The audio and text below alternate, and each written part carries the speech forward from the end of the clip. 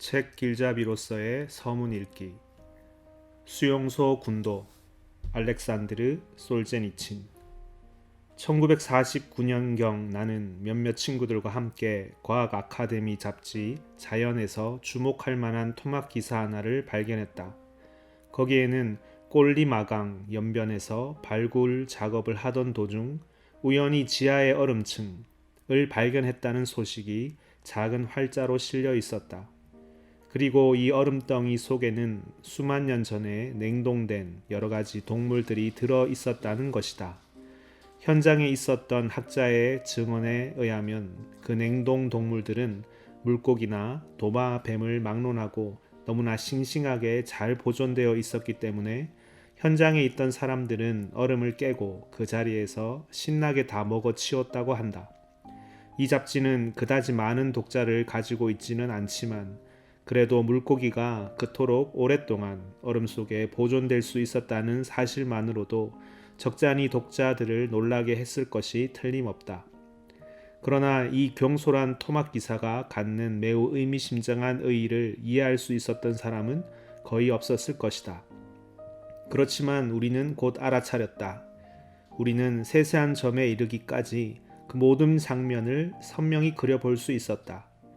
현장에 있었던 사람들이 갈팡질팡 서두르며 얼음을 깨는 장면, 그리고 물고기 화석에 대한 깊은 관심을 무시해버리고 서로 팔꿈치로 밀어젖히면서 선사시대의 고기를 조각조각 잘라 모닥불로 가져가 녹여서 배불리 먹어치우는 광경들을 말이다. 우리가 그것을 이해하는 것은 우리들 자신이 발굴 작업에 현장에 있던 사람들과 조금도 다를 바가 없고 우리들 역시 지구상에서 유일하게 선사시대의 도마뱀을 신나게 먹어치울 수 있는 힘센 종족 제크 출신이기 때문이다. 꼴리마는 수용소라는 불가사의한 나라의 가장 크고 가장 유명한 섬이며 잔혹의 극지이기도 했다. 이 나라는 지리적으로 보면 군도로 산재에 있지만 심리적으로는 하나로 결합되어 대륙을 형성하고 있다. 거의 눈에 띄지도 않고 손에 잡히지도 않는 나라.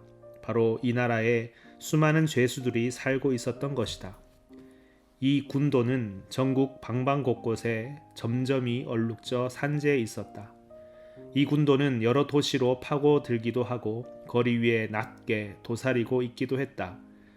대부분의 사람들은 그 사실을 어렴풋이 듣고는 있었으나 어떤 사람들은 전혀 그런 것을 짐작도 하지 못했다. 오직 그곳에 다녀온 사람들만이 그 실정을 알고 있었던 것이다.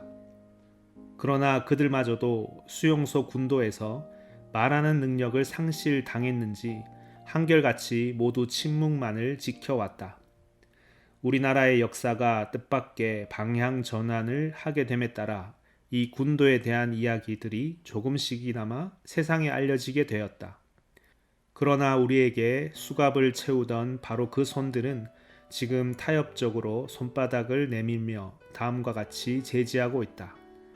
그래선 안 돼. 과거를 들추면 안 돼. 과거를 기억하는 자는 한쪽 눈이 빠져버린다 라는 속담이 있지 않냔 말이야. 그러나 이 속담은 이렇게 끝을 맺고 있다.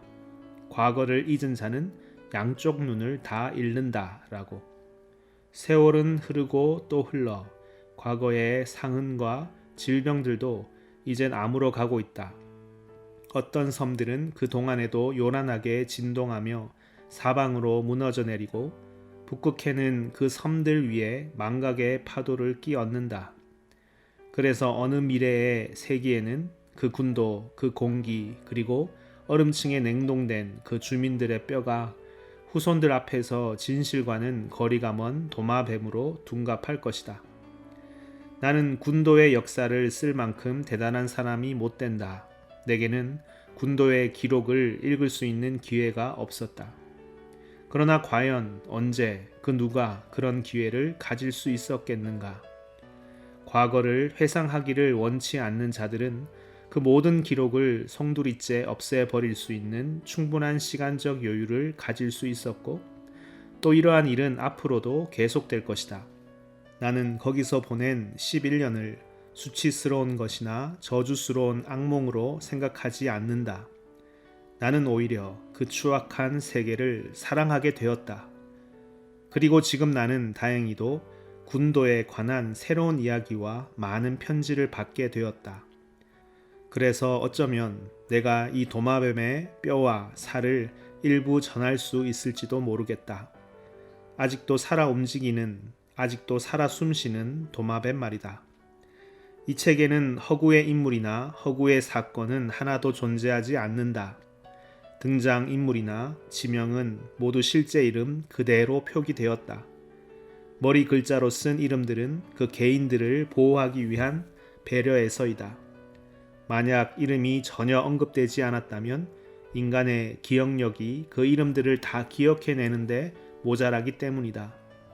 그러나 이 속의 모든 것은 실제로 일어난 그대로이다. 이 책은 어느 한 개인의 힘만으로는 도저히 쓸 수 없는 것이다. 내가 군도에서 체험한 모든 것, 나 자신의 피부로 느끼고 기억하고 귀로 듣고 눈으로 본 것 이외에도 모두 앞에 227명에 달하는 사람들이 자신들의 이야기와 추억과 편지로 된 자료들을 나에게 제공해 주었다. 나는 여기서 그들에게 개인적으로 감사를 표하지는 않겠다.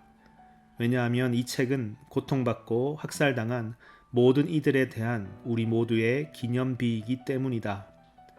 나는 이들 협력자들 가운데서도 나를 위해 많은 노력과 도움을 아끼지 않았던 여러 사람들을 특별히 언급하고 싶다. 그들은 지금 도서관에 보관되어 있는 장서 혹은 이미 오래전에 절판되었거나 해판된 책들을 통해 이 책이 문헌적으로 보완될 수 있도록 나를 도와주었다. 그리고 또 위험한 순간에 이 책 사본의 은닉을 도와주고 그 후 사본의 복사를 위해 애써준 여러분에 대해서도 그 이름을 밝히고 싶다. 그러나 내가 용감하게 그들의 이름을 밝힐 수 있는 그러한 시기는 아직 오지 않았다. 실은 솔로프키 섬의 죄수 드미트리 페트로비치 비코프스키 노인이 이 책의 첫 편집자가 되어야 했다. 그러나 그는 거기서 반생을 보낸 끝에 불행하게도 반신불수가 되고 말았다. 완결된 몇 장만이라도 읽을 수 있게 된 때는 이미 그의 말하는 기능이 완전히 마비되고 난 뒤의 일이었다. 그는 앞으로 모든 것이 이야기될 때가 오리라는 것을 굳게 믿어 의심치 않았다. 만약 앞으로도 오랫동안 우리나라에 자유가 보급되지 않는다면 이 책을 읽고 전달하는 일에는 매우 큰 위험이 따를 것이다. 따라서 나는 이미 작고한 사람들을 대신하여 미래의 독자에게 미리 감사 인사를 드려두지 않을 수 없다. 1958년에 내가 이 책을 쓰기 시작했을 때 나는 수용소에 관한 어느 누구의 회고록도 문학 작품도 알지 못했다. 1967년까지 이 일을 계속하는 동안 나는 바를람 샬라모프의 꼴리마 이야기를 비롯하여 비코프스키, 긴즈부르크, 아다 모 바슬리오베르크 등의 회고록을 차차 알게 되었다. 그래서 나는 이 서술을 진행시켜가는 과정에서 모든 사람들이 다 알고 있는, 결국에는 알게 될 문학적인 사실로서 그것들을 인용하기로 했다. 그들의 의도나 그들 자신의 의지와는 달리 이 책을 위해 귀중한 자료를 제공해 주고 많은 중요한 사실과 숫자 그리고 군도의 죄수들이 호흡하고 있던 공기에 이르기까지 그 모든 것을 그대로 보존해 준 것은 라치스를 비롯하여 여러 해 동안 검찰총장을 지낸 그릴렌코, 그의 후임자 비신스키, 그리고 그의 공범자인 법관들이지만 그 중에서도 특히 아베르바흐의 이름을 지적하지 않을 수 없다. 또 러시아 문학에서 최초로 노예 노동을 찬미한 백해 운하에 관한 수치스러운 책의 저자들, 즉 막심 고리끼를 필두로 한 36명의 소련 작가들한테서도 이 책의 자료를 제공받았다. 알렉산드르 솔제니친